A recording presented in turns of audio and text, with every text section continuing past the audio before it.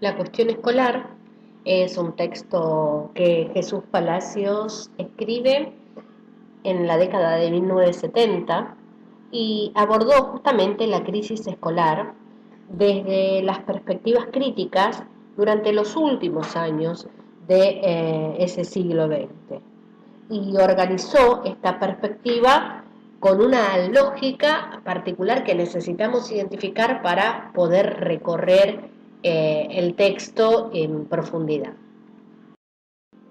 En este punto, en donde Jesús Palacios hace referencia a la crisis escolar, me gustaría por ahí clarificar esta idea para que avancemos en el recorrido. En realidad, cuando él hace referencia a la crisis escolar, se refiere a todo el sistema educativo, si no reduce esta idea, esta categoría de crisis, solamente a lo que sucede al interior del edificio escolar. Pero también me gustaría invitarlas a que se pregunten a qué nos referimos cuando hablamos de crisis escolar o de crisis del sistema educativo, ¿no? Porque la idea de crisis tiene que ver seguramente con algo que no está funcionando, con la evidencia de ciertas contradicciones, con las dificultades, ¿no?, que se van incrementando, pero también sabemos que esta categoría o este concepto de crisis es justamente el que permite crecer, el que permite consolidarse, el que permite avanzar. Entonces, por ahí repensar esta idea para quitarle esa connotación tan trágica y negativa que suele tener cuando hablamos de cualquier tipo de crisis. Por otro lado, en esta parte me gustaría mencionar justamente la manera que Jesús Palacios tiene para ordenar este planteo que ha decidido realizar. Y justamente él va a hacer el recorrido a partir de tres grupos de autores, ¿no? Los autores que están preocupados por transformar la escuela tradicional para salir justamente del magistrocentrismo, lo llama él, esto de tener al maestro en el centro de la escena, y esto sucede a finales del siglo XIX aproximadamente. Estos autores son los que plantean la necesidad de la transformación social a través de la educación y cuestionaron la metodología tradicional. También propusieron que las actividades tenían que pensarse a partir de los intereses de los alumnos. Otro grupo de autores son los que no pertenecen a ninguna escuela teórica, pero comparten la oposición a la educación autoritaria, ¿no? Y proponen una nueva educación basada en la libertad, fundamentalmente, ¿no?, con este concepto. Y un tercer grupo de autores que están identificados dentro de las líneas teóricas del marxismo y que proponen un análisis sociopolítico de la educación. Estos tres grupos justamente dan cuenta de las diferentes líneas de análisis que se expresan en las perspectivas críticas, ¿no?, de las pedagogías críticas. Me parecía que hacer este punteo aclara el recorrido de nuestro autor. Bueno, en el recorrido Jesús Palacios ya avanza y abre un apartado para pensar algunas cuestiones sobre lo que nosotros conocemos como la escuela tradicional, ¿no? Y se va a parar para hacer un recorte en los colegios jesuitas, en los internados característicos del siglo XVII y también del siglo XVIII. Entre las características generales me gustaría a mí al menos capturar algunas ideas, ¿no? Esta cuestión de la vigilancia constante, del mundo ficticio, alejado de la realidad, ¿no?, es construido específicamente para los niños de la época, se utilizaba el latín como lengua obligatoria, esto es en el siglo XVII, y el objetivo de ese momento era dominar el arte de la retórica. Estamos pensando en un sistema de competencia entre alumnos, ¿no?, porque justamente eso elevaba los niveles de exigencia y el esfuerzo individual.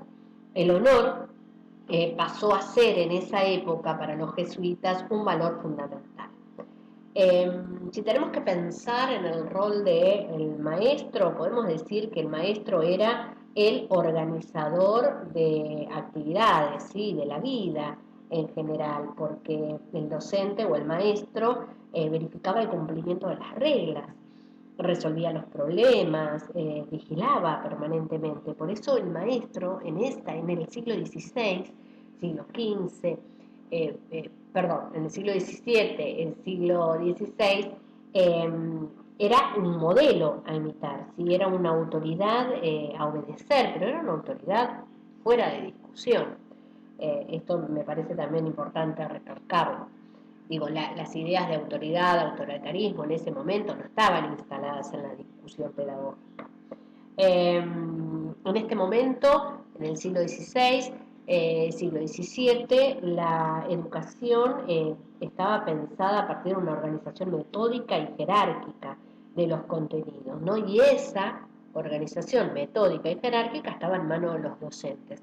Cuando esto se empieza a recopilar, cuando se empieza a escribir y a realizar un cúmulo, ¿no? O a generar un cúmulo de materiales, estamos frente a el primer antecedente de lo que nosotros después conocimos como los manuales escolares, ¿no? En donde se presentan los temas, están las actividades, inclusive en otras épocas los manuales traían indicaciones de cómo evaluar, etcétera. Entonces, me parece que en este momento, siglo XVI y siglo XVII, fundamentalmente la disciplina y el castigo estaban a la orden del día.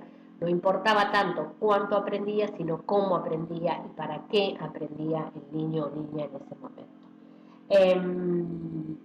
Por eso, digo, frente a todo este panorama de la escuela tradicional, el planteo de Comenio resulta realmente revolucionario. ¿Por qué? Porque fundó la pedagogía tradicional, pero también planteó la primera reforma pedagógica en el siglo XVII, avanzado el siglo XVII, ¿no? Él escribió el gran libro de la didáctica magna, con su intención de enseñar todo a todos a través del método y el orden.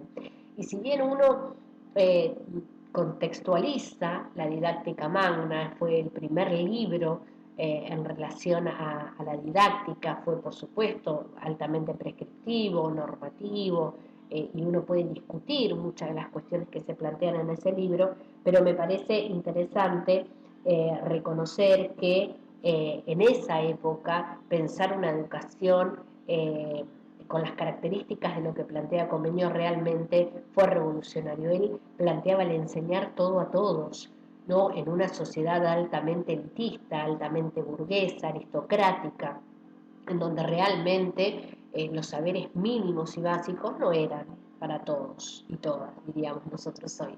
Pero él planteaba esto, el enseñar todo a todos, el enseñar a los ricos y a los pobres, el enseñar a los deficientes y a los no deficientes, ¿no? Ya en ese momento, piensen ustedes que Comino muere finalizando en 1600, por lo tanto, realmente es una revolución estar pensando en lo que para nosotros hoy es la educación común y la educación especial, ¿no?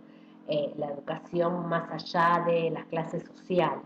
Entonces, en este sentido, me parece que el aporte de Comenio, y sobre todo en la etapa de formación docente, resulta ineludible, o al menos en líneas generales tenemos que poder saber de qué se trató la didáctica magna. Postulaba, bueno, una escuela única, Comenio, ¿sí? Exigió que el Estado fuera el responsable de la escolarización de todos los niños y niñas de la época, esto que decíamos, los pobres, los ricos, los enfermos, los sanos. Y en el siglo XVIII, bueno, se profundiza la crítica a este tipo de educación, a los internados, a la educación jesuita, ¿no? Con esta cuestión de la autoridad que debe ser obedecida sin ningún tipo de discusión. Y digo, se profundiza esta discusión y sobre todo en torno a la noción de modelo, ¿no? Fundamental en la pedagogía tradicional. Podemos decir para cerrar este capítulo, hay mucho ahí, ustedes podrán hacer el recorrido, que educar tiene que ver con confrontar a las alumnas y a los alumnos con las grandes ideas, ¿no? Con las grandes expresiones científicas y artísticas. Estos serán los modelos a imitar.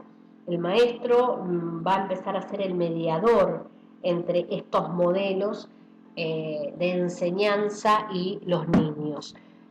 Los invito y las invito a que profundicen en este apartado de la escuela tradicional, porque tiene realmente algunas ideas interesantes para pensar y que necesitamos conocer.